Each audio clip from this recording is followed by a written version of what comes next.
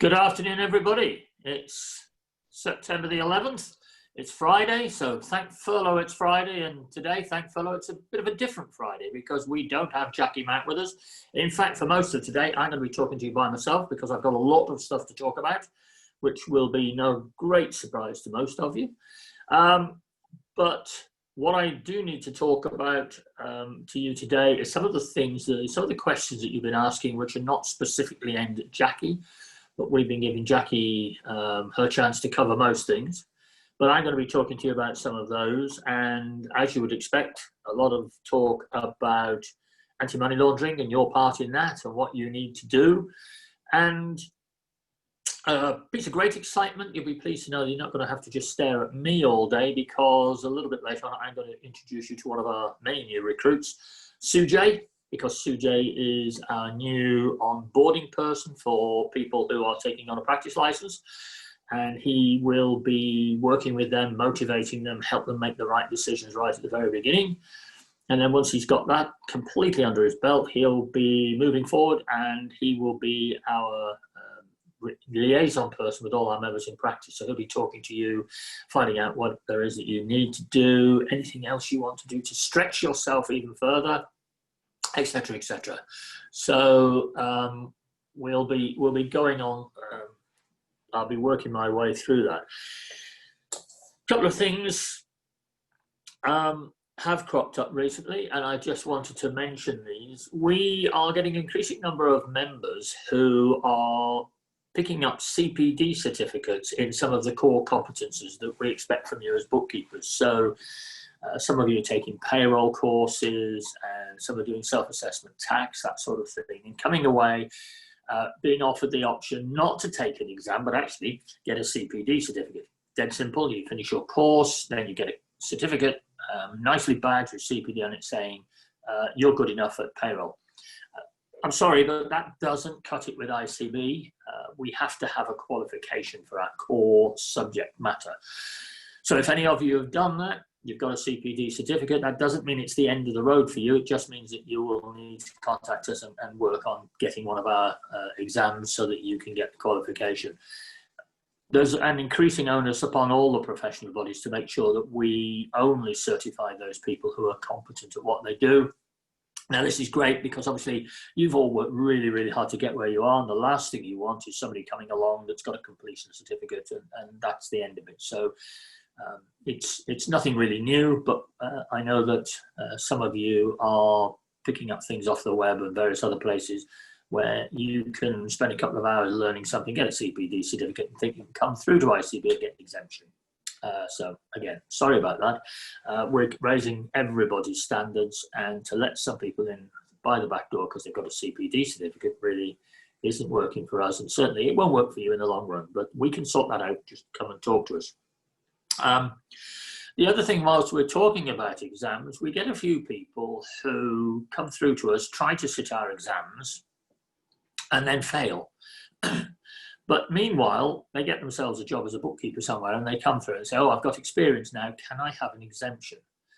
Again, I'm afraid once you've failed your exams with us, you can't come in by any other route. You either resit the exams and pass so that we know you're competent, or unfortunately, either you don't become a bookkeeper or you become a bookkeeper that's not an ICB bookkeeper, if you can find somebody that will accept that. But we are the best. Our members are the best, you are the best, so we do maintain that this has got to be done properly. So that's something else just to keep you informed with that. Now, a lot of the bodies, the professional bodies at the moment are apparently struggling a little bit. We've heard recently of a couple of them making people redundant. They've certainly been furloughing their staff. And I'm absolutely delighted to tell you that ICB, I will touch wood just in case, but at the moment is going from strength to strength. We've got not only have we not furloughed anybody or laid anybody off, we've actually taken on 5 new members of staff over the last couple of months, because the business is growing, your business is growing, and those of you who read my article in the last issue of the newsletter will know that so far, actually up until the end of July, I think it was, our members have put on over 7,500 new clients. I mean, this is fantastic. And if it works out pro rata for the rest of the year, we'll have taken on over 11,000 new clients, which is the biggest number of new clients in a single year ever. And I think it just goes to show, I know some clients are unfortunately disappearing temporarily or completely. And I think that number in the same article, about 1,500, just under 1,500, I think it was. And that's a great shame. And I know it's a shock when you've got clients that you work with for a while who then unfortunately don't make it through the current COVID situation. Hopefully some of them will come back with either a new idea or the old idea slightly rejigged. But meanwhile, we know that there is a lot of business out there, hence the 7,500 new clients. And I think the situation changes regularly, a bit like knowing when we can go back to work and all this sort of stuff. And it's no different with clients. But we are bookkeepers. We're there to support our clients. If we're there for them, even if they temporarily have to close down, we hope that the experience we give them and the way we help them with their books will mean that when they do come up with a new idea or when they have to do something else to pay their bills, they come back to us as the bookkeepers. So bear that in mind. You are their go-to for that sort of advice. You go-to for their accounts. And it's very important that you just continue to maintain that link. So if you lose a client and you think it could be temporary or perhaps even permanent, just keep them on your mailing list, send them an email every now and then. Hi, how are things going? Just in case they're sitting there thinking, yeah, COVID, I've got to do something. I've been an entrepreneur once, I can't stop that. I've got to start a new business. Yeah, I'll go back and talk to my old bookkeeper because he or she was brilliant and that'll be fantastic. So really, then to get into the bones of today, obviously one of the important things that you have to do as a bookkeeper is make sure that your clients are doing everything properly. You're there to help them with that, but occasionally something might go wrong. They might try and do something which you don't agree with, we don't agree with, it's against the law or whatever. And we're there as the bridge, if you like, between the law and the clients. We need to make sure that they do things properly. And one of the other big requirements of all ICB members is that they are compliant with the anti-money laundering regulations. These regulations, as most of you will know, came about in 2007 as far as ICB was concerned. Prior to that, from 2002, accountants and lawyers were included.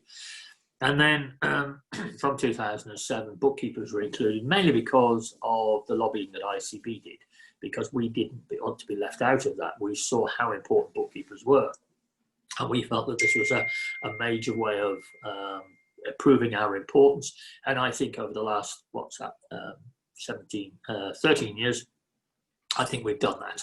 And it has elevated us to a new level. But with that comes extra responsibility, and ICB now, as one of the supervisory bodies, and I like to think leading supervisory bodies, we have anti-money laundering, anti-fraud, being good at what we do, just at the whole core of everything that we do, and therefore it's important that you know this. And we are at the moment revising our rules and regulations. There's not a lot of difference, but we're updating them. And at the core of all these, we've got 5 fundamental principles, which are integrity, objectivity, professional competence and due care, confidentiality, and professional behaviour. And it's important that whatever we do, those 5 principles permeate through our entire existence as bookkeepers.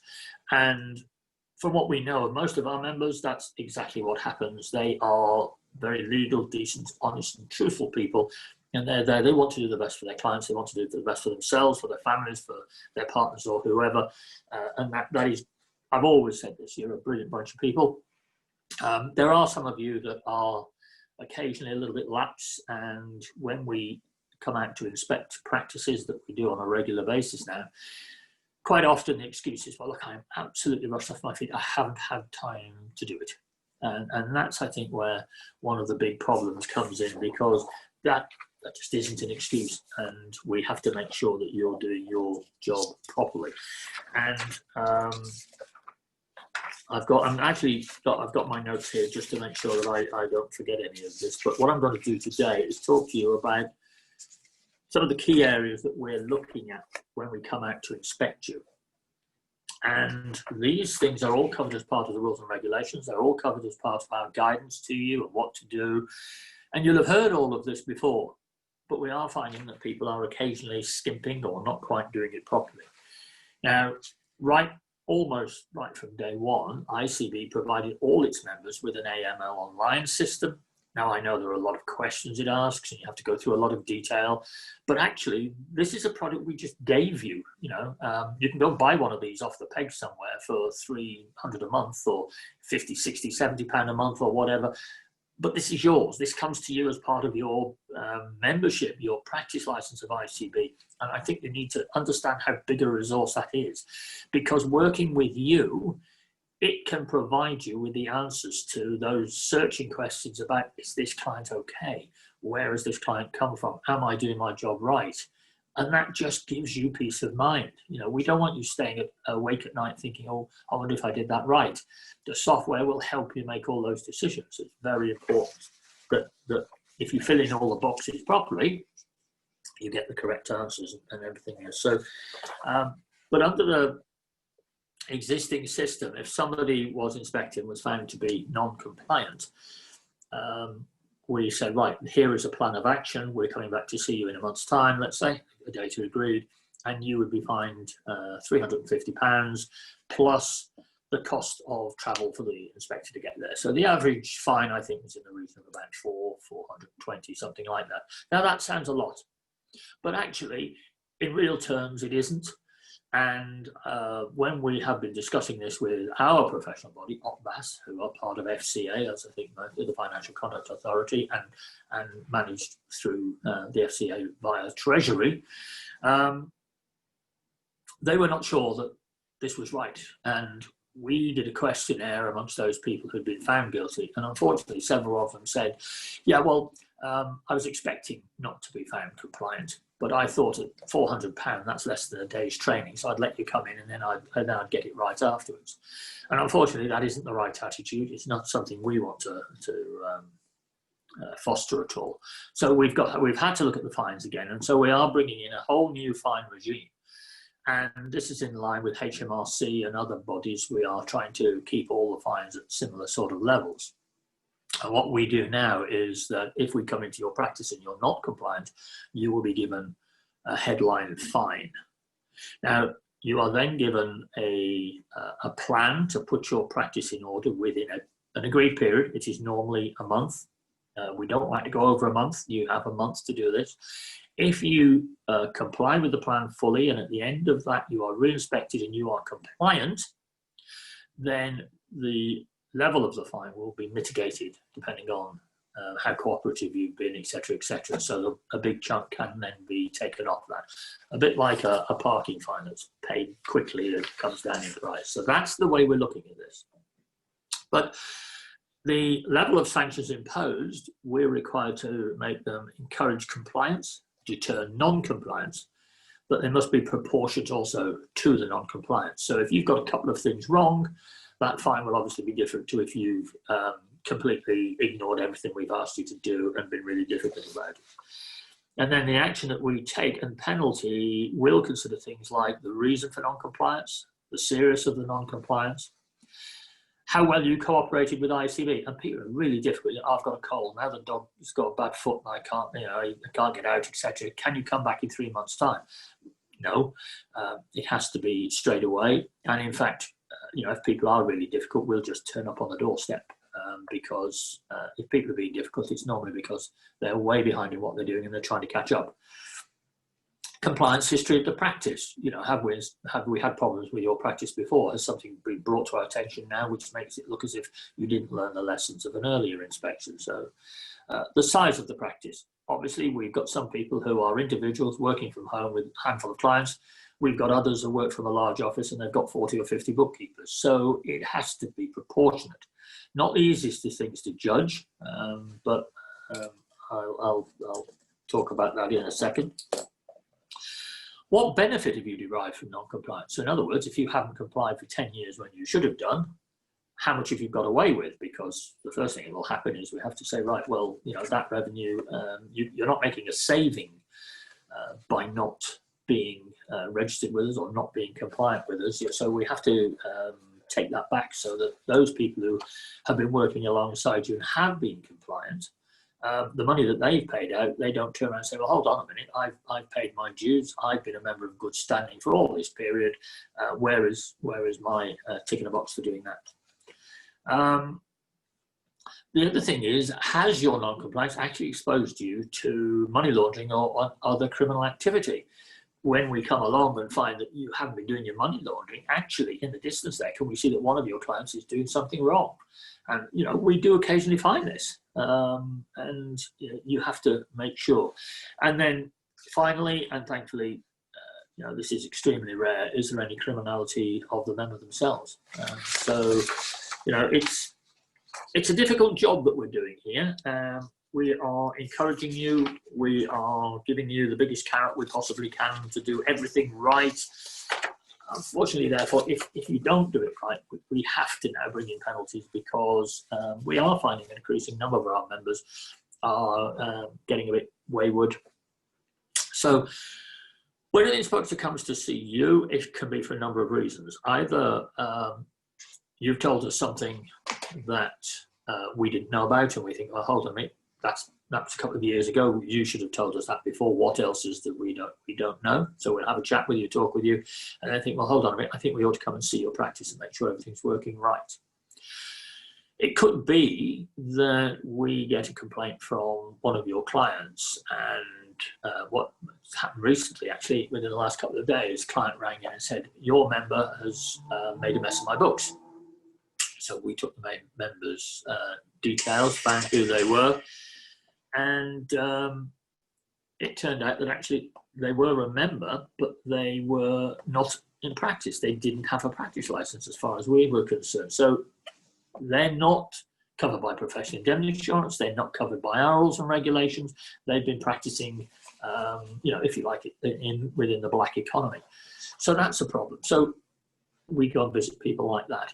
And then we pick people at random who we think are going to be really, really good, because it shows us then that the system, the AM online system, is working if, it helps us find those people that are working well.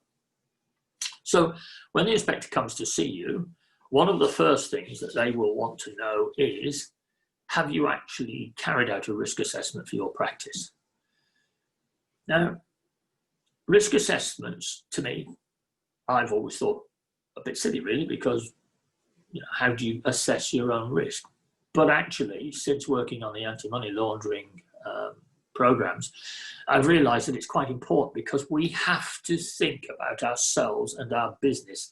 This is before you start thinking about your clients. And you have to start saying to yourself, well, hold on a minute, am I vulnerable to criminality? Could somebody be trying to use my business and me in order to gain money or launder money or anything else? And I have to say, it is extremely unlikely. I mean, it's not something which the majority of our members, thankfully, will come across. But you have to be aware of it. And we have to know that you're aware of it. Now, we've given you a template. You can read through the template. You can sign up to it. It's there. It's there for you. But it will give you the sort of things you've got to consider. And you are expected to have that there and sign. But apart from that, it's no use just signing it, because what you've got to be able to do is explain to the inspector what it means to you, how you made that decision. And it's in questioning like that that the inspector gets to have a nice warm feeling about your practice, or starts to think, hold on a minute, lights are on, nobody's home here. And that's the point. When you get an inspector coming in, you need to show them that you actually understand what's required of you and your practice, what the money laundering regulations mean to you, and therefore what you can do to combat the possibility that something's going wrong. The next one, well, that was Regulation 18 of the money laundering regulations. 19 is failure to establish, monitor, and manage the required risk-based policies, controls, and procedures. Now, this is the very basic stuff that everybody has to do when they're getting new clients. You've got to know your clients, KYC. You've got to know, why have they come to you? Well, obviously you're a bookkeeper, you're advertising, that's the first answer. But, you know, if they are 350 miles away, you've never heard from them, and they've got no reason, you know, they don't say, oh, well, your name was given to me by a friend or something like that. Why are they coming to you? Is it because they've got something going on where they live that they don't think you're going to be able to see because you're so far away? So that's, you know, one of the many concerns. But the other thing is, where do they live? Who are they? How long have they been in the business? Are they the people that actually own the business? Do they control the business? Are they a manager, a director? And that's when you start to find that out. Now, by putting the information that you get a bit at a time into AML Online, it will link you. If it's a limited company, you'll get linked into Companies House. It will tell you the company registration number. Does that match what's on their letterhead? Does everything match with that?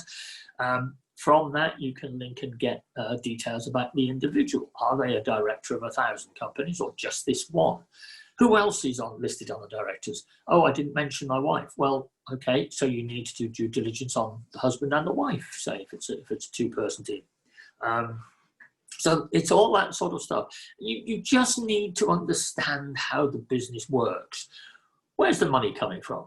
Now, I know that sounds silly. Where's the money coming from? It's coming from the trade, whatever it is they're buying or selling. But is it? Just make sure. Because one of the things that has happened with small businesses a little bit over the last couple of years is, and particularly during COVID, when the crooks haven't been able to get out on the street as well as they used to, you know, and get in touch with people and sell them things or give them, you know, use their money and put their money into banks, etc. So what they do is they pick on small businesses and say, well, look, I'm going to put £5,000 through your business, you put it through your bank, you give me 4,000 back, and we're both happy. And you need to make sure that sort of thing doesn't happen. And you know, you'll get an idea for that, you'll get a feel for it, and that's what it's all about. Now, breach of regulation 21 is very similar. You've got to have sufficient internal controls. Now, it's all very well doing all of this and making sure that your client's good, etc. But then you have to have internal controls which say, oh, I need to check on this person because I haven't looked at these records for 12 months. Now, you are expected to look at records on a regular basis. And yeah, have you got everything in place? Are they filed away for future reference? Have you got your contracts all in one place? And, you know, it's all about you looking after your business. And one of the things that we find with our members is they're absolutely brilliant bookkeepers because they pass some hour exams, so they're tough exams, they know what they're doing. And the last thing they do is look after their own business. And you've got to look after your own business because this is you, this is your livelihood, this is what your reputation depends upon. So you can't ignore you and think, oh, yeah, I'll sort out my systems a bit later. I need to do this business. I need to do this man's VAT return because he's in a hurry or something or other. Okay, take a bit of a step back, make sure everything's in place first. What have we got next? Breach of regulation 24, failure to take appropriate measures to provide the required assessment and training of staff and keep records. Now, many of you won't have any staff, but you might be thinking of it. Some of you now, increasing number of you, do have members of staff. And one of the big things about staff is they must be competent. The fact that you know what you're doing doesn't mean you can take on Bill, Ted or Alice from down the road who can spell bookkeeping, so they'll do, and you want them cheap anyway, so they can sit there and they can enter stuff into Sage on a regular basis. That'll be fine, you know, that'll keep you going, and you'll do the client stuff. That just isn't good enough because you've got to make sure they know what they're doing. And there is an increasing impetus within everything that we're getting from Treasury, from OPBAS, and from the law enforcement. Competent. It's a big word, but actually we think it's leading towards qualified. And qualified is the important thing. You as a professional bookkeeper with the ICB reputation behind you, you need to be able to tell us and your clients that everybody that works for you is at the very top of their game. You're not going to be let down by these people who are unqualified or you know, you're not managing them properly or anything like that. Now, if they make an error on one of your set of books for one of your clients, then you are culpable because you're managing that practice. You're the beneficial owner or manager of your practice. You shouldn't have done that. So you are liable to get yourself into trouble as well as this person. You can't turn around and say, ah, yeah, well, that was Bill, Ted, or Alice, and they were I did have my doubts about them. Well, you know, no, that isn't the way it works. So you need to make sure that they're qualified. We need to know what qualification they've got. You can put that, they can put that on their record. You can put it on their record just to make sure they've got some sort of qualification, that it's not an old qualification, that it's a proper qualification, and that it's bookkeeping. You know, somebody asked me end of last week, I think it was, this person's got an MBQ in business administration. Is that okay? No, that's okay for doing your photocopying and putting some stuff on to Excel for you, but it's nothing to do with bookkeeping. So you can't let those sort of people loose on your clients. And the other thing is, when you've got competent people who know what they're doing, you are still in control. You need to make sure that they are trained to your standards and they know everything about your practice, about your clients, and about your anti-money laundering program. Now, if you've got a freelance, that freelance, you need to check that they are qualified, that they have got a practice license in their own name.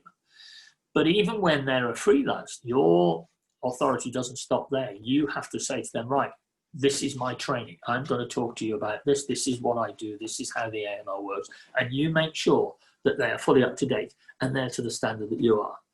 Never forget that. It's all down to you. You own the business. What we've got here, this happens a lot actually, breach of regulation 26, failure to obtain supervisory body approval for any beneficial owner, officer or manager within the practice. Sounds a bit back to front. I had a discussion with one of our larger providers recently who appointed a new managing director. And I said, well, okay, but that person has got to provide us with a DBS certificate. We've got to make sure before literally they take over their role. And they said, well, hold on a minute. That's not right, because we make that decision. I said, okay, you make that decision of giving the title, but before they can be cleared by us, we have to have the DBS, because we now have a duty to ensure that nobody with a criminal record comes into the profession. And the only way we can do that is with the DBS and by knowing about them in the first place. So it says in our professional rules of conduct that, or professional conduct regulations, PCR, you have to tell us if you're trying to take on any new person, even a member of staff. And the rules and the regulations, the ML regulations, say you must tell us within 14 days of any major change. And I'll talk a little bit about that in a minute. So we need to know about these people. Now, some of you have said, yeah, but it's just my wife, or it's just my partner, husband, whatever it might be, or my 21-year-old son. They haven't got any part in the business. They don't work in the business, but I just want that to happen in case anything happens to me, then they will look after it. And by making them a director or by making them a shareholder, you are making them a beneficial owner. And whether or not they're working in the business, if something does happen to you, which is quite often the reason, as I said, why you have somebody like this, it becomes their business. Now, we need to make sure that they're allowed to be in your business. It's absolutely, it's very, very important. Now, if you've got a manager or an officer within your business who may not own shares, may not be a director, but actually they are quite important to your practice. They have a controlling influence. They have things that they have to do within the business, which gives them a decision-making position when you're not around. And that person also becomes a boom, business owner, officer, or manager. So if you'll bear that in mind. If you've got any doubts about any of this, give us a call. You can speak to somebody at the office, or you can actually ring the office and then be put through to one of the compliance team, because these things are quite important. They're relatively simple, and I know they do frighten some people and confuse others, but if you do this right, you sit there and think, yeah, of course, it's obvious, really. Breach of Regulation 27. Now, this is something that comes up all the time. Failure to apply appropriate and risk-sensitive customer due diligence measures. You interview a new client, or your client interviews you, you agree terms, and you say, yep, this is fantastic. Now, I need to see your passport or proof of identity. I need to see some proof. Yeah. Can we do that next time you're around? Well, if you're going to go and see them in a couple of days' time and pick up the books or something or other, okay. But you do need that before you start working on this business, because if you can't get that information from your client and you can't verify it is correct, you can't do the business. You must not carry out work for somebody that you haven't proved their identity.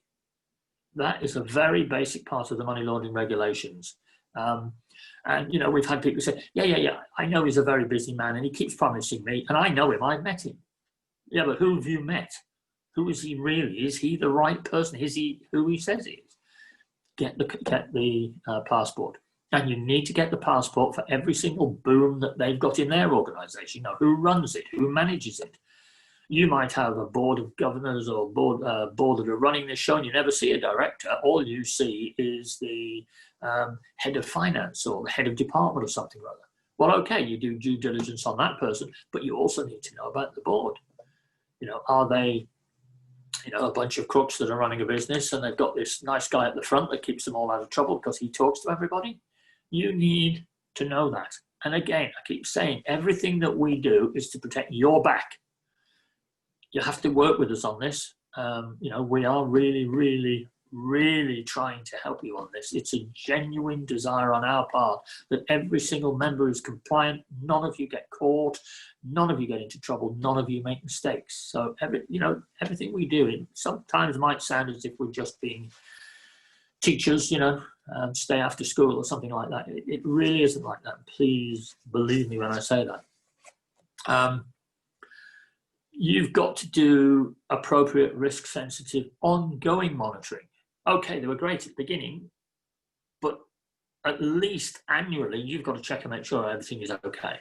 So if you go back and you find out that the passport that you photocopied, and it's a true record, it's actually expired last month, you need to look again. Now, I know it sounds a bit silly because you think, well, look, if they got a passport, then they're going to get a passport now, aren't they? Yeah, you think so. But have a look and just check. You need to make sure. It's a simple question. Every client nowadays is being asked this every time they open a bank account, go and hire a car or whatever it is. So we're all used to it. We've all done it. Just don't make a big thing of it. Oh, by the way, I'm just coming up to 12 months. You and I need to sit down and have an annual review. Can you bring your documentation with me again? I just need to check it through or what have you. If it's not out of date, then obviously it's good. But just make sure that lives and businesses are not changing and you're missing the point. So that's the ongoing monitoring, that's fine. And then you have to keep on making sure, you know, have they brought in a new director they forgot to tell you about? Have they brought in a new manager? Who's that over there? Oh, he's my new managing director. Did I not introduce you? Nope. I need to get some information about him or her as well, please.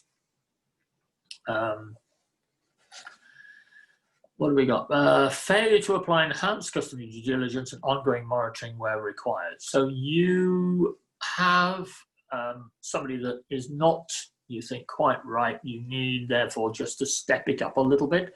So it could be that, I don't know, if they're dealing with a lot of cash or they seem to have a lot of money coming through the business and you haven't yet had a chance to find out where it's coming from. So you put them through as a bit of a high risk on your AML. Now, being high risk on AML doesn't mean that they're money launderers and they're really dodgy and they're fraudsters. It just means they have the potential to be that. And you're just being careful because then in the back of your mind, you've always got this, yeah, hold on a minute, I wasn't quite happy about that. And quite a lot of this is down to this weird sixth sense that some of us fortunately have got, and you just feel something isn't quite right, and if it doesn't feel right, it tends not to be. But you know, give them the benefit of the doubt first. Let's just look into their background, get a bit more information, make sure, you know. And I say this all the time. Even when you get somebody and you've got their passport, you've got their driving license, you've got their home address, Google them. Put them through Companies House, do all sorts of things with them. And there's an article in the last issue of the newsletter, I think, from Paula Vesey-Smith. She had a client that looked great, absolutely fantastic. She did a Google and found out that he'd been thrown out of another country for fraud. So It doesn't stop him being a good businessman now, but it does mean that Paula knows about it and she's watching it and she's keeping an eye on it. So, you know, this is all we ask. Be vigilant.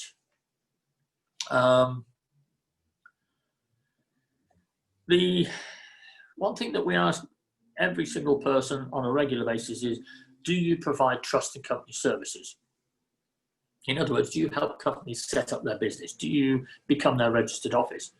Do you, for some reason, become a company secretary director to one of their companies?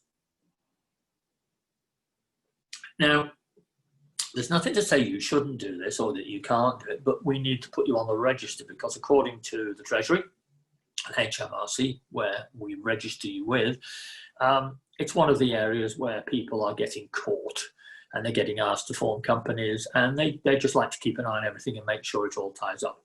And those of you who came along to the Inspire tour, the real one, the live one, the year before, no, last year, wasn't it?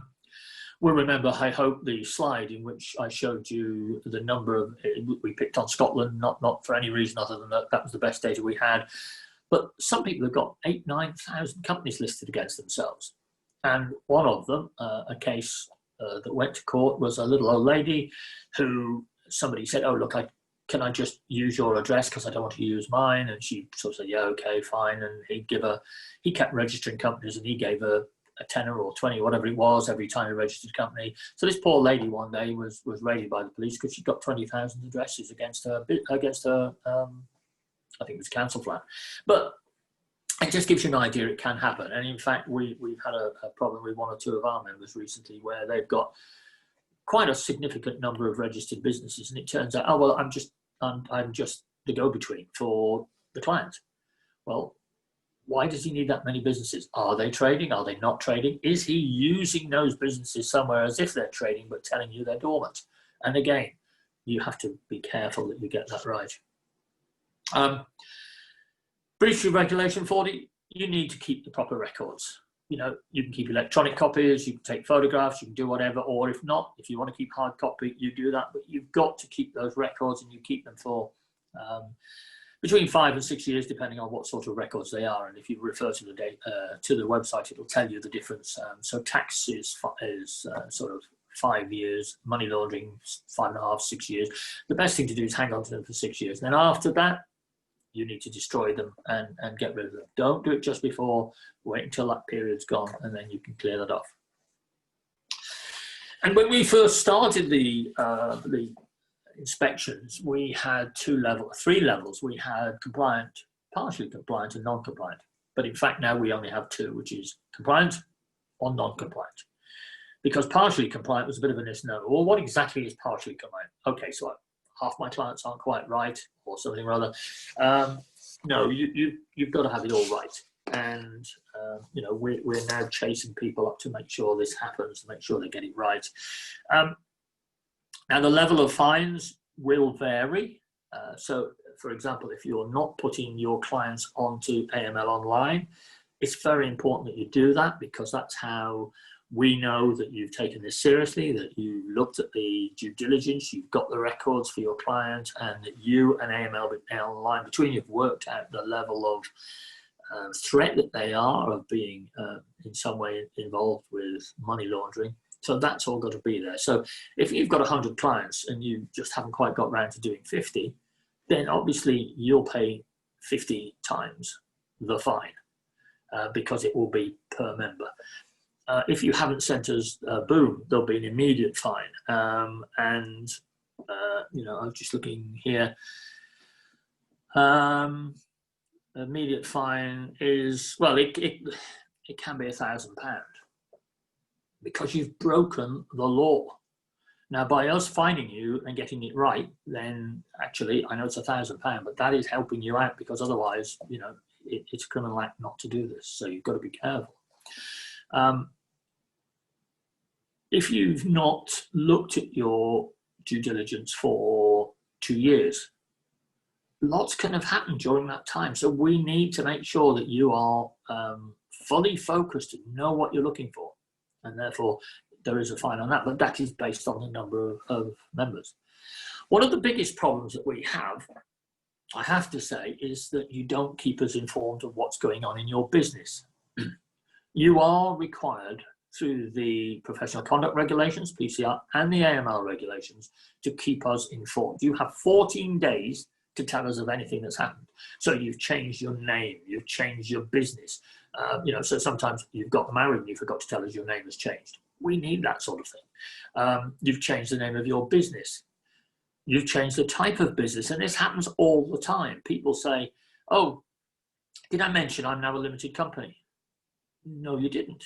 So actually, you were Jane Blogg's self-employed bookkeeper. You're now Jane Blogg's Limited. You are two wholly different entities.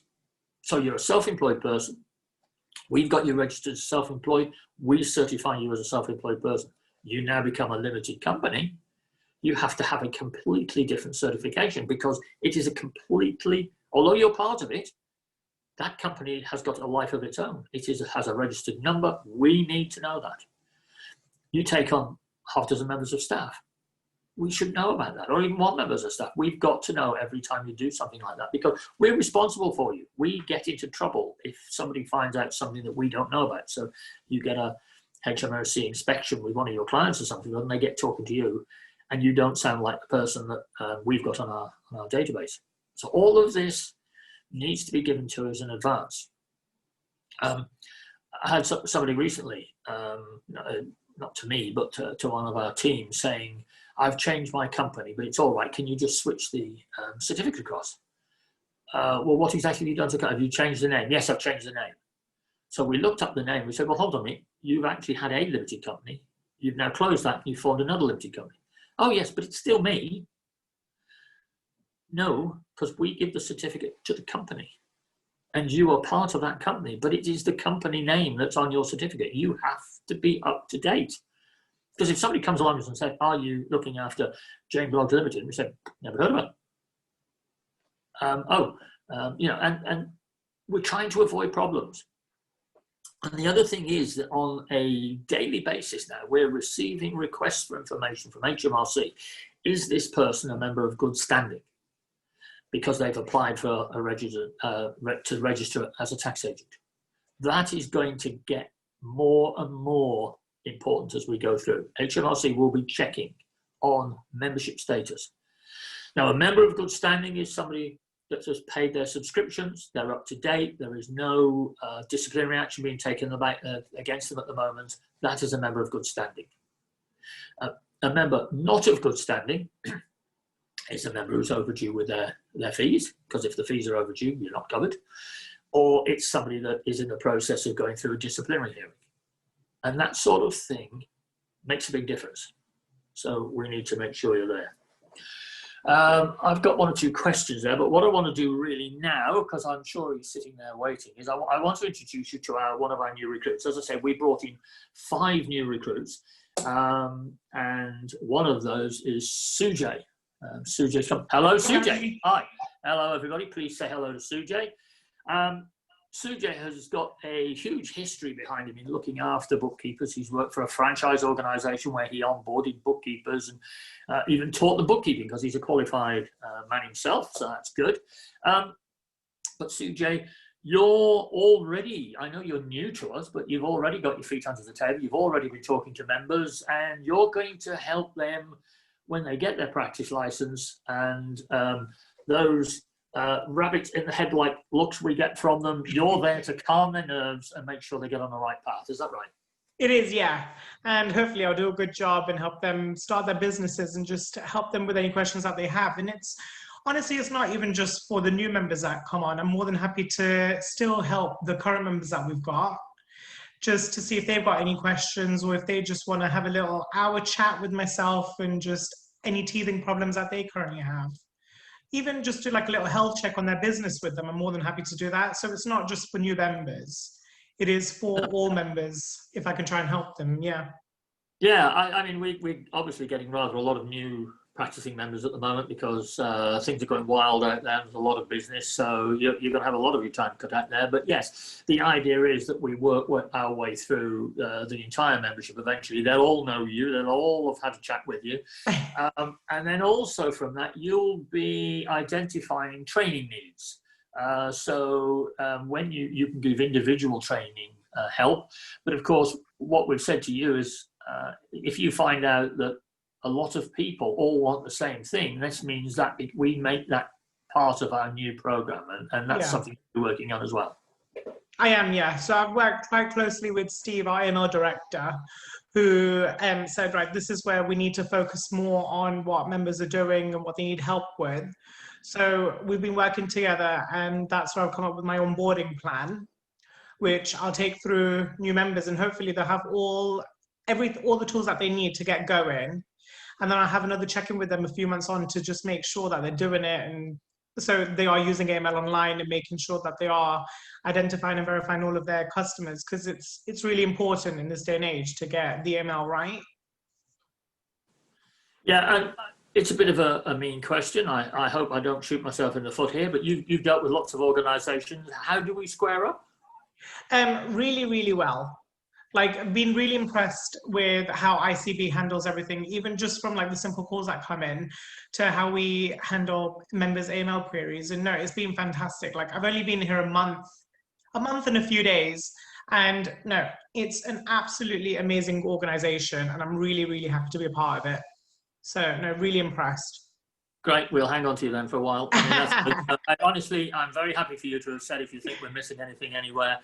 I had a lady on to me yesterday. I don't know where she got my name from, but she said, I'm with one of the other organisations. She said, and they've sort of closed down. I can't make phone calls. I have to send emails, and they promised they'll come back to me within 10 days, but they don't. So I want to join ICB. And I said, well, what have you got? And so she went through the qualifications she got, and I said, okay, well, that's fine.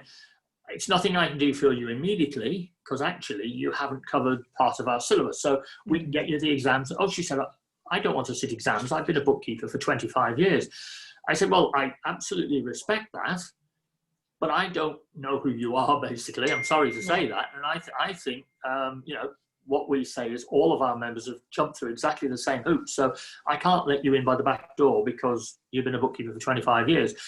So she went away a bit upset, but I gather she's come back and spoken to somebody else and said, actually, she will do the exams. She's only got 2 exams to do out of our 9, but she's never covered limited companies, and she's never covered not-for-profits. So she can do sole traders, but you can't really go out there as a bookkeeper and say, I only do sole traders, because the next thing you know is they'll have a sole trader who becomes a limited company or something or other, and they're never going to turn it down. And we know our members, they never say no, so we have to be very careful with them.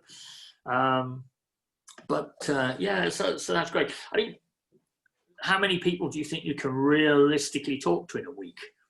Well, what I've been doing currently is booking hour-and-a-half slots, because I'm still new to it, so I don't know how long it's going to take. And different people have different timings. But I spoke to one lady who wanted a 2-hour slot, and we covered everything within an hour. And I work 7 hours a day, so 7 members a day times 5. So hopefully 35 members a week, right? Right. Well, you might need an assistant before too long, but I'm 35 a week. I mean, yeah, if we can get 20 to 30 covered in a week, that's going to cut. Well, yeah, that's going to take you about 150 days to get through everybody. By which time we'll have a lot more. But anyway, never mind.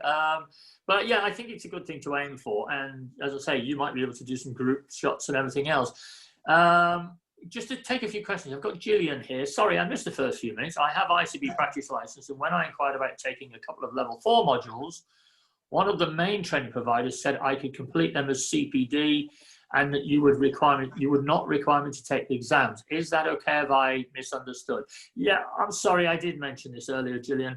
CPD is not good enough for our purposes. If you work inside a factory and you're a bookkeeper or something like that, and you want to show your boss that you're doing a bit of CPD, fair enough, but it's not good enough for us. We want you to be the best you can be. So you will need to take an exam. It doesn't mean that your CPD certificate has been a waste of time, because it's all good training, but we need to make sure you've reached the right standards. So if you'll talk to one of our customer service team, 0203 405 4000, it's the normal number. And, you know, we'll certainly help you through with that. Even see if you can get through to Sujay, because, you know, Sujay's working with a number of bookkeepers that he's worked with in a previous life, and they haven't quite done exams to the level that we have. So he's breaking that to them very gently and trying to convince them they need to be better.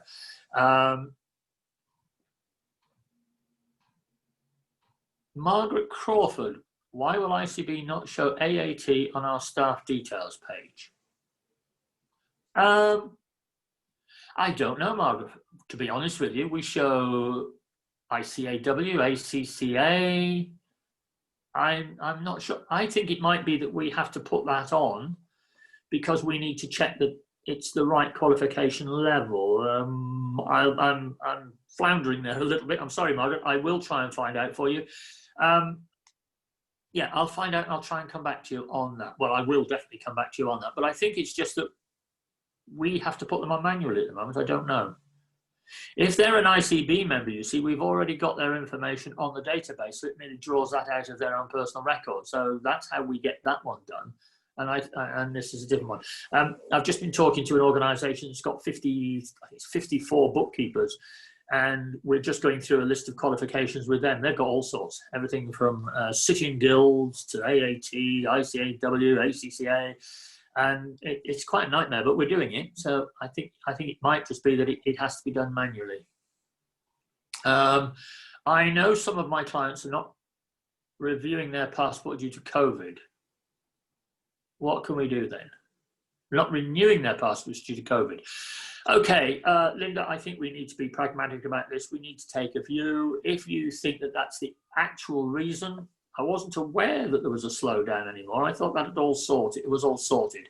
But anyway, if you make a note on your AML that you are awaiting the post-COVID new version of a passport, that shows you know about it. It shows you've done your bit, and I think that would be acceptable. Obviously, if it goes more than a month or so, I would begin to think that there's something wrong there because I mean, the DBS's had a bit of a blip, but they're all coming out now, so I can't see the passports are. But you might know something I don't, because to be honest, mine's a few years away yet, so I haven't even bothered to look at it.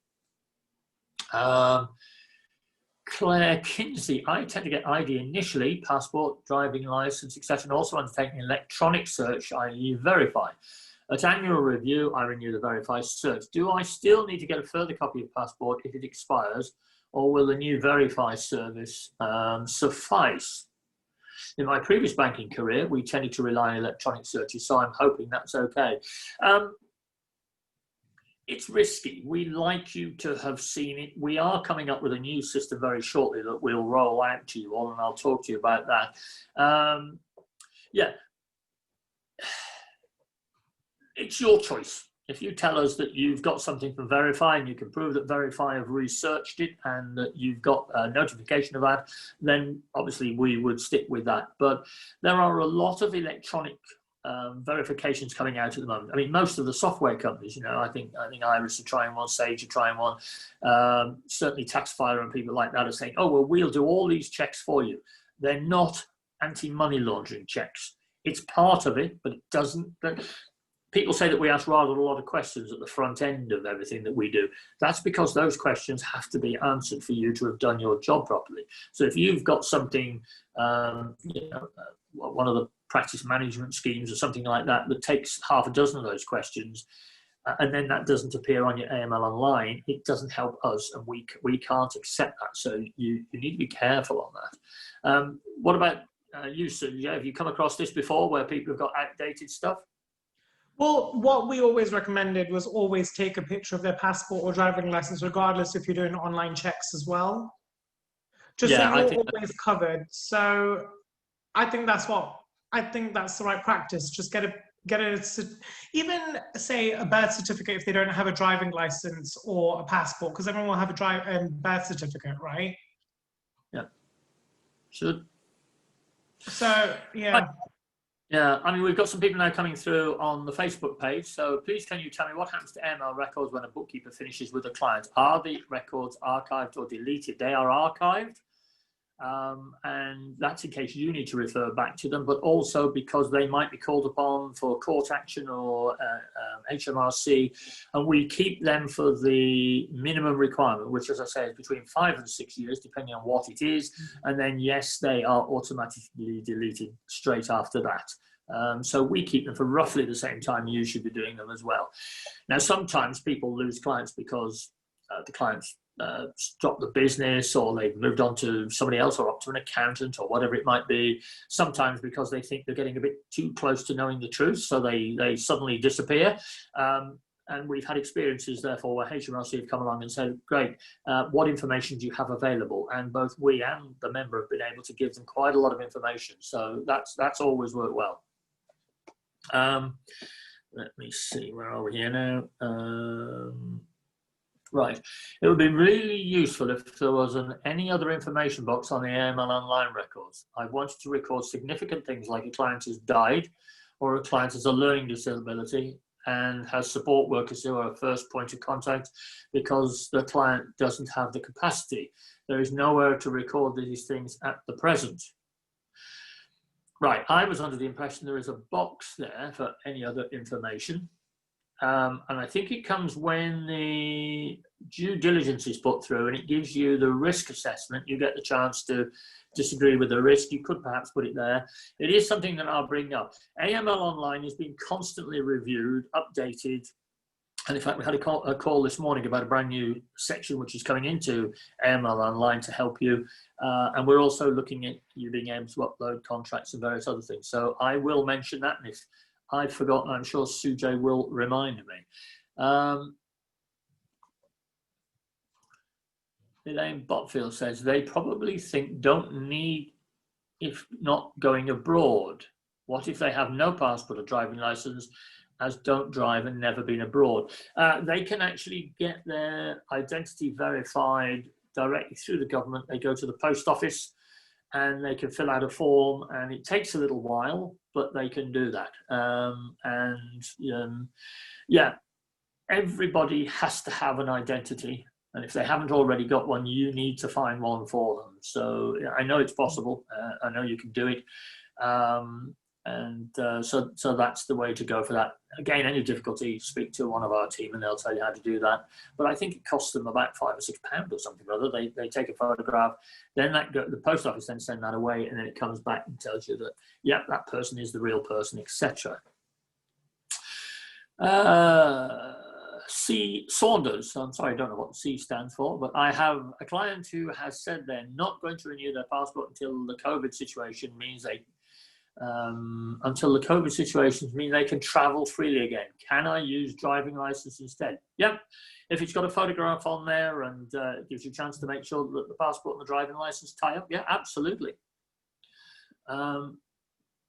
Claire Kendall, totally agree with the other information request. Okay. I'm not sure which bit that was, but I'm glad we've got agreement. That's always good to have agreement. Naomi Miriam Griffiths, you would have to disagree with the risk to bring up this box. Thanks, Gary. What?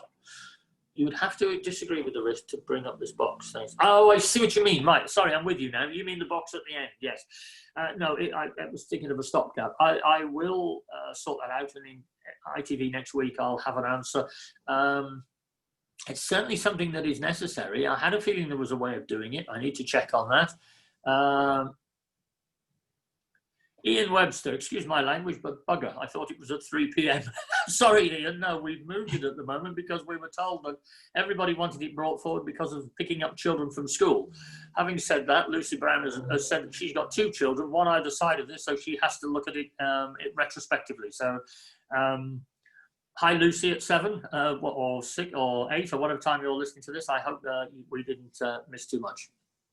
I usually go for a birth certificate. There's no DL or PP. This is easy for elderly clients. Is this sufficient, or do we need to insist on an official identity verification in the post?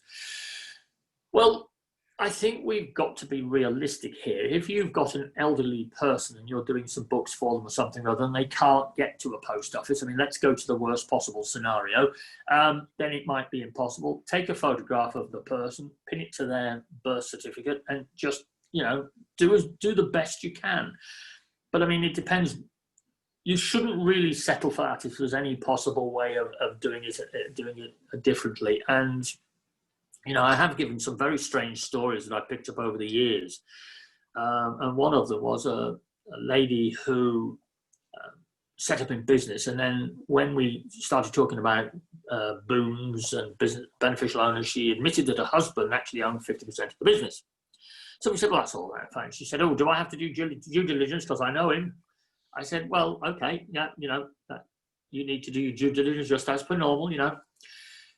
And when she did the due diligence, she found out all sorts of problems. And it turned out that her husband had had an elder brother. But when her husband was about, I think, 18, her husband's elder brother had got killed, I think, in a war or something or other. But he so idolized his elder brother that he assumed his elder brother's name and identity.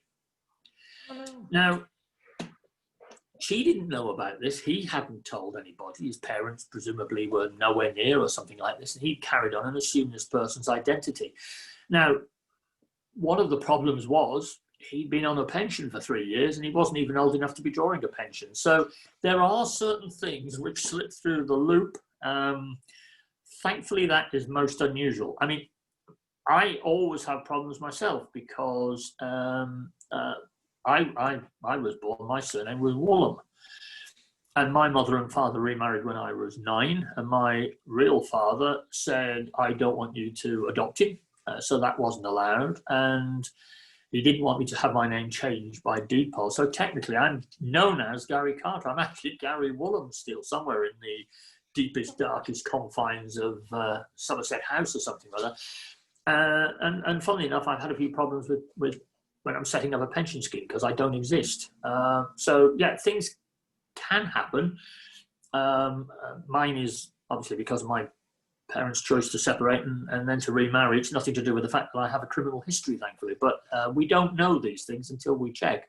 I'm constantly surprised by people and everything else, you know, what people do get up to. But so, Sujay, have you got any funny stories about money laundering in all your years in working in this, or have you managed to keep on the straight and narrow with everybody? So I think my favorite story, and it's not to do with a client, was when we were at one of our conferences and we had bookkeepers and accountants at the conference. And one of the bookkeepers stood up and said that he writes suspicious activity reports for every single one of his clients because he thinks they're all dodgy. And, and that was my favorite story. Yeah, I think that probably means you're not taking it seriously, or Yeah. when you having the clients, yeah. Yeah, because it's like, where are you attracting all of these people from if you don't trust them? Yeah, exactly. I mean, wow. Yeah, and I think that is the point. I mean, I spoke to somebody a while back that had made all their clients high risk and argued with everything. And I said, why have you made them high risk? They said, because then I know I'm going to be careful. I said, yeah, but that's silly because then we're going to come to you and say, why are you dealing with high risk clients? A bit like you've just said. And then, of course, we've got others who've got, you know, trades and professions that are well known for being cash in hand, and they put them as low risk because they know them personally. That's not what it's about. That shows that you're not really thinking this through. Now, if you've got a taxi driver, you know, and I'm not saying that all taxi drivers do this, but, you know, you and I both know that you're getting a lot of cabs, and I got in one yesterday. There's a sticker on the back saying cash preferred, but I will take checks at the take check cards at a push. Now, yeah, okay, but you have to think to yourself, it is possible that if they do take cash, they don't mention it all. It doesn't mean they do. No. But as I've said before, when we had the original AML meetings, you know, you need to look at all sorts of things when you're a bookkeeper. You know, they've got a van and it uses diesel and it's doing 4 miles to the gallon. Well, that can't be right. So are they filling up their car at the same time? And I gave the example of a time that June, my wife and I were in High Wycombe, funnily enough. We were up on High Wycombe, and there are 2 petrol stations at the top of the hill. Those of you know it. I think it's Esso on one side and Shell on the other. And I was sitting in the car, and the other side of the pump, somebody pulled up in a white van, started filling with diesel, then put the pump down on the floor, drove forward, then his wife drew up in her Volvo, and he continued to fill the Volvo up with the diesel. Now, obviously, there's something slightly wrong there, I think. Yeah.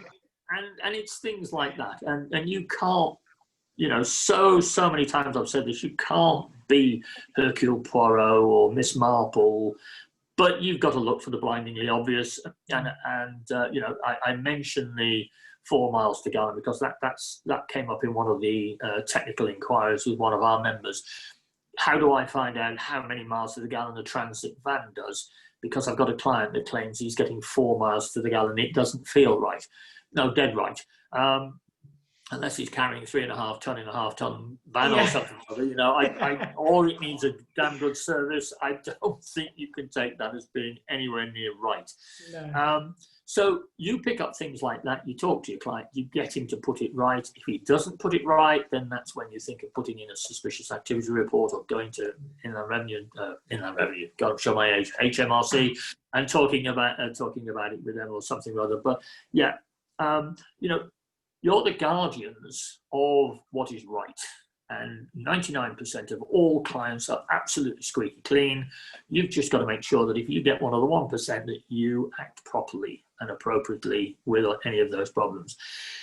And I think the thing is now, you know, the government's been doling out so much money recently to keep people afloat. We need to make sure that nobody twisted it. Nobody, you know, I read somewhere the other day, something like so many million people have put in a false furlough claim. Well, they shouldn't, you know, they're not just protecting themselves here, you know, but they're bringing the whole country down here. So we have to take the bigger view.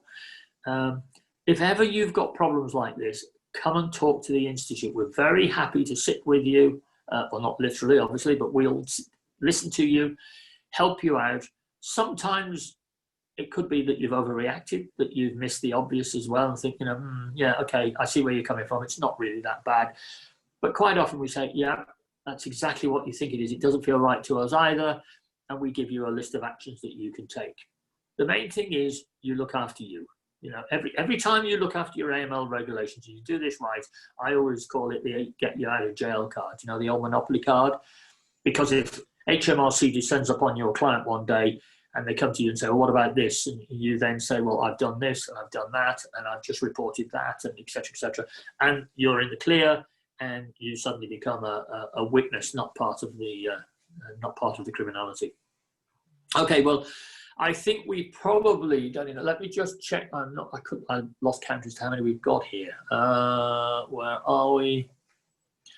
Stephen Dawson, good to hear that Sujay is taking up this role. Although I obtained my practice license in April 2020, I have floundered a bit and have yet to see any evidence of the reported increase in clients myself. How do I book a chat to help me move forward? Or is Sujay working through the entire list of those with a license? Well, he is, but yeah, you can make an appointment. Sujay, they just ring the normal office number and book and then you up. Transfer it to me, yeah. And I'm happy to book people on, yeah. And just to go over it again, that's 0203 405 4000. Once we... as I have mentioned before, a bit of a boast, I suppose, really, that just before lockdown came, we upped our computers, took them home with us, took our phones, and we carried on as if nothing had happened.